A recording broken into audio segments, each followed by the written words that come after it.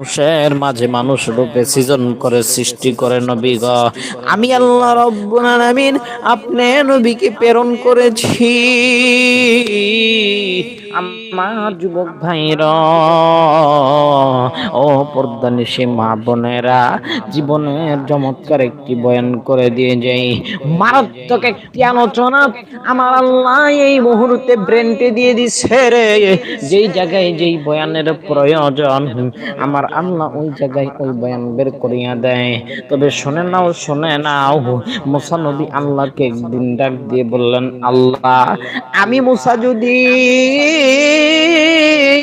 আল্লাহ হইতাম আর তুমি যদি গোলাম হইতা, বান্দা হইতা, ওগো আল্লাহ তুমি আমি আল্লাহর কাছে কি চাইতা, আমি আমার কাছে কি চাইতা?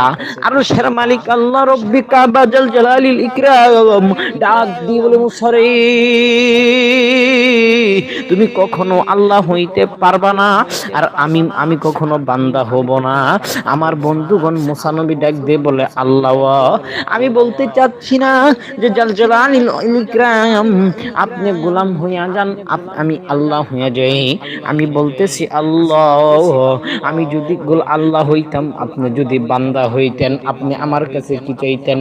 আমার আল্লাহ জাল জালালিল ইকরাম ডাক দিয়ে বলে, মুসারে আমি তোমার কাছে সুস্থ হায়াত চাইতাম, আমার শরীরের জন্য সুস্থতা কামনা করতাম।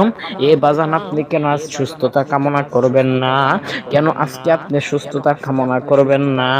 অনেক মানুষ আছে দেখবেন নিজের সুস্থতা কামনা করে আল্লাহর কাছে বলে, ওগো আল্লাহ আমার জীবনে আপনি কোনো মহামারী দিয়েন না, আমার জীবনে আপনি কোনো খারাপ রোগ দিয়েন না। আল্লাহর কাছে দোয়া করে। তবে শুনে নাও দোয়া করার স্টাইল এরকম হবে, ওগো আল্লাহ মেরে মাওলা আমি তো তোমার প্যারা বান্দা হইতে পারি না, কিন্তু প্যারা বান্দাদেরকে মহাব্বত করি, ওই উসিনায় প্যারা বান্দাদের কাতারে আমাকে নিয়া শরীরটাকে সুস্থ রাখিয়া দাও মরণের আগ পর্যন্ত আল্লাহ।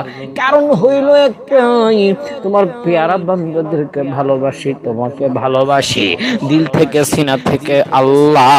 আল্লাহর কাছে যদি কোনো বান্দা এইভাবে কামনা করে, আমার জাল জালালিল ইকরাম ওই বান্দার গুনাহগুলি মাফ কইরা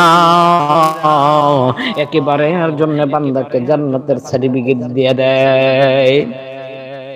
আমার মুসলমান ভাইরা গভীর মনোযোগ হই কথাগুলি শোনা চাই।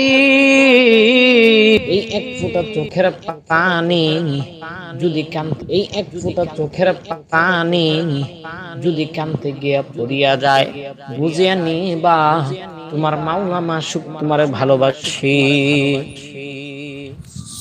আলহামদুলিল্লাহ।